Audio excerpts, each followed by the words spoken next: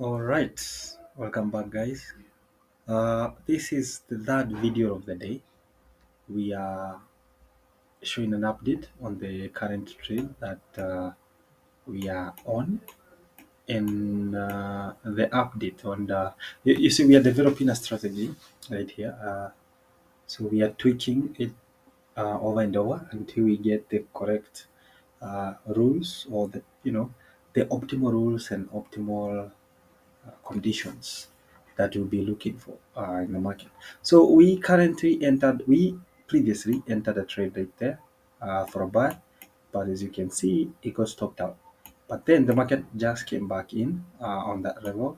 And if you can remember, we had a rule where we said that three strikes, that's when we uh, leave a level behind. And since we have not had three strikes, that was the first strike. And actually, this was the first strike, and this would have been the first strike, and this is the second strike. Okay, we didn't enter the first strike, so but if we did, we would have counted that as the first strike. Uh, Actually, no, because we would have waited for this H4 to end so that we could actually. Sorry for that, guys. Uh, it keeps updating itself, and let's get back to it. Okay, so uh, yeah, like I said, this is the first strike. So we are looking for a steal for the market to come back, take us in, and we shall pull, continue with the push up. Okay, now uh, let's go back testing where we are still developing and we're still developing the idea. Okay, the trade strategy. Remember, this is a trading strategy that we are trying to develop, which is to be used on gold on all conditions since market conditions change. Let me show you what I mean by that together while showing you the entire backtested area. Okay, as you can see, I've backtested some more, and we had some good win rate. Actually, I would like for us to calculate the win rate of this particular strategy so that you can see what I mean in terms of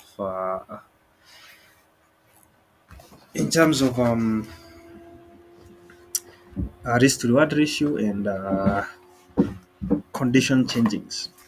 Condition changing. Okay. So now let's look at the first one. We had a return of 1.17. I'll be writing it down somewhere and then I'll do the math. 1.71. That's a win.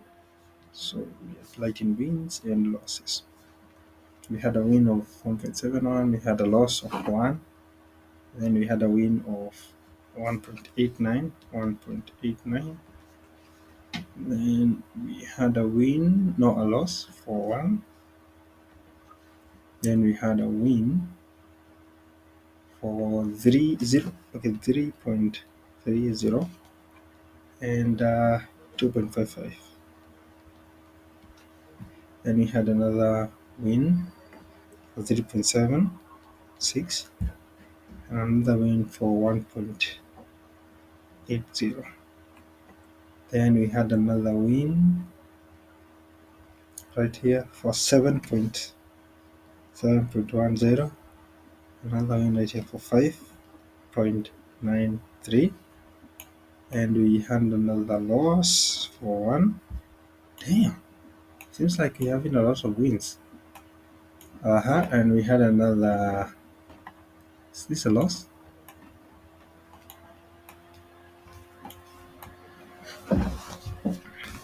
What is this right here? Let's see. This is a loss. What is this? When did I enter this? Oh, I see. Oh, I see. Okay, so we had a loss of 1 and another win, presume. Yes, actually, this is another win. A win of 1.91, and another loss. So one. Uh-huh. And another win. A win of 2.668, and another loss. Then you have another win, 2.46, 2.42, another loss, 1. Then we had another win for 2.53, and another loss for 1. Then we had another, yeah, from here. Is it from here or from where? Yes, another loss. If you can see, actually, you can actually change, you can actually see the change in, okay, let me first remove this. This has its significance later on, but man, I was not supposed to delete that, but we have already counted it. So you can actually see we had another trade right here which actually took a loss.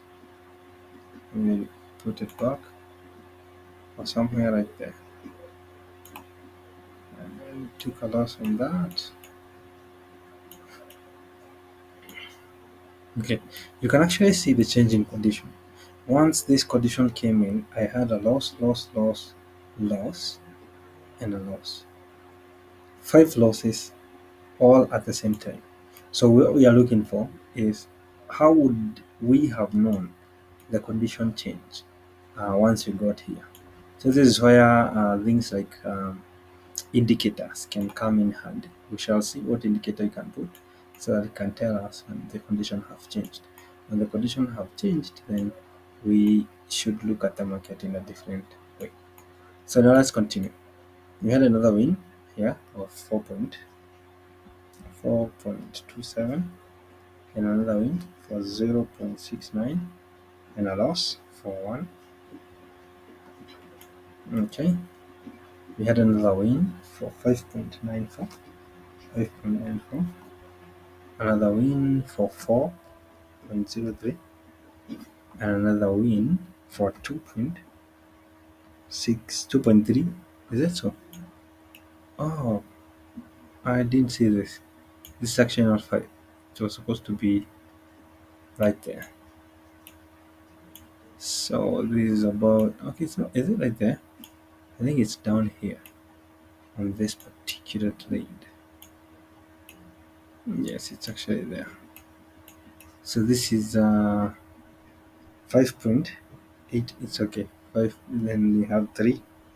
So it's supposed to be 3. It's not 4. And we have this one right here for 1.55. Then we have 0.34, and we have about 1.8. Actually, that's a loss, so it's 1. Okay, so we had another win of 3.55, and we had another loss. We had a change, a shift in market condition. Loss, loss, loss, and yeah. So if you can actually see, if you could actually be able to have noted the change in conditions, maybe we would have eaten cells right here. So we shall look on how we can know the market has changed in terms of condition. So we have 1, 2, 3, which I really hope that is the number of trades I would have taken. Since when the market changes, we tend to lose so many times. Okay, so we have another win here. Is it? Yes, another win for 1.4, 1.46, and a loss for 1. Then you have another win for 6.7, 6.71, and another win for 5.2, and another win for 4.14, and another loss for 1, and a loss, a loss, a loss, a win, and a break even. So three losses, a win of 1.8, 1.81, and a break even. Okay, so the main point is, let me see how many minutes left. We have about 10 minutes left. Okay, so the main point here is that we need to get to know, we need to get a way we can actually notice when the market conditions have changed. This will actually help us on reducing the number of losses we can have. Okay, as much as they are not many. If you can do the calculations, let me get the phone now because I was writing them down somewhere. You can see what is the basic risk to reward ratio for every single trade we take. Okay, so calculator. So we have, let me start. So we have 1.71 plus 1.89 plus 3.30 plus 2.55 plus 3.67. Let me pause the video and then I'll give you the whole answer. Okay, I did the calculations and it came to 58% for a total of 1, 2, 3, 4, 5, 6, 7, 8, 9, 10, 11, 12, 13, 14, 15, 16, 17, 18, 19, 20, 21, 22, 23, 24, 25, 26, 27, 28, 29, 30, 31, 32, 33, 34, 35, 36, 37, 38, 40, 41, 42. For a total of 42 trades. About 17 of them lost, and the others made profit. Where most of the majority of the profit made are from those which I have added to my position. That gives about, how many did I say? About what? 48 or 41, I guess. Let's say just 40. That's a total of 1.45 on every single trade that I've taken. That is not bad, but it could be better if we get to know how we could have avoided these kind of scenarios.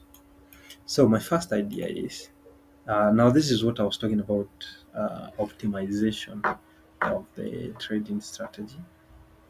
One of them is to increase the uh, stop loss size for those which are stopped out prematurely. For example, one of them is this. See this trade right here? It got stopped out prematurely. If we were to change the stop loss for this particular trade, and let's say instead of risking 100 pips, we go in for 150 pips, that would increase the stop loss to that point. So let's remove this. This would not have happened, and instead we would have had this sort of results. So that's increased to 15. The other one is increased to 15. So initially it was about, let's say, initially the total amount of profit was, before we add the stop losses, the total amount of profit was, let's say, this is about risk reward ratio of 4. This is optimization now. This is what we are doing to optimize on the trade. So the risk reward ratio, the reward for this particular trade was 4.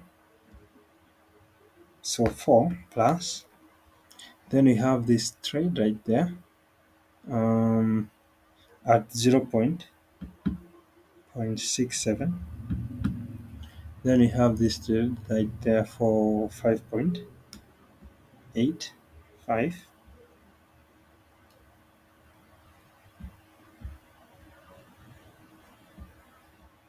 Mhm. Then we have a loss for 1 minus 1. Then we had a loss right here. I just deleted it.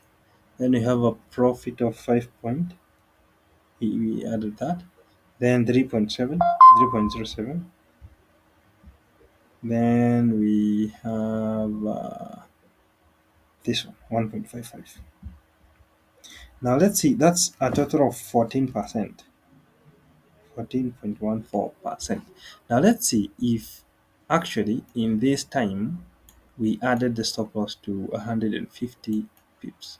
So this would mean this would get to 150, that's somewhere there. This would not have been stopped out. 150 right there, and then another 150, and then we have another 150, then we have another one right here at 150, and then we have another one right here at 150, about that point.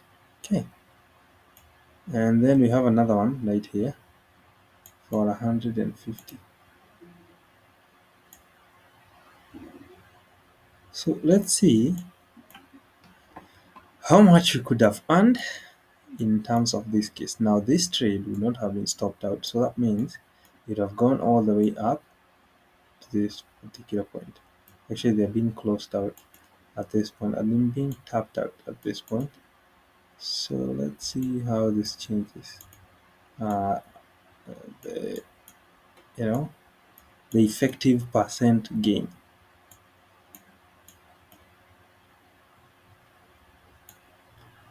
So we have a total of all these trades now. We have 7 initially, 7.13. Then we have 4.57. It's close now to whatever we had, and yet we haven't done anything so far.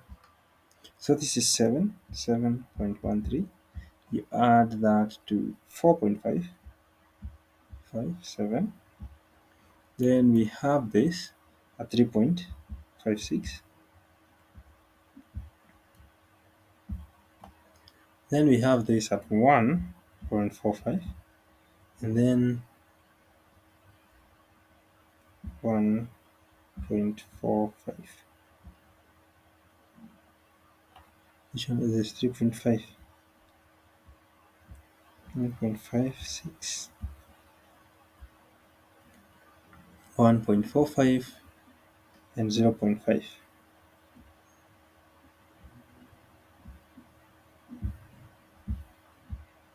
A total of 17%.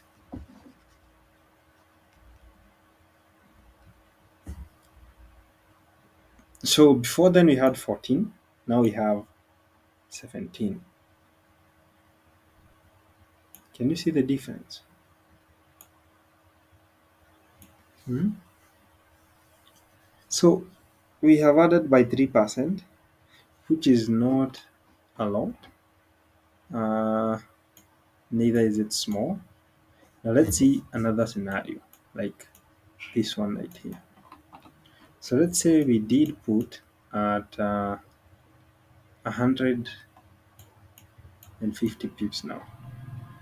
This would mean this particular trade right here got out by 150.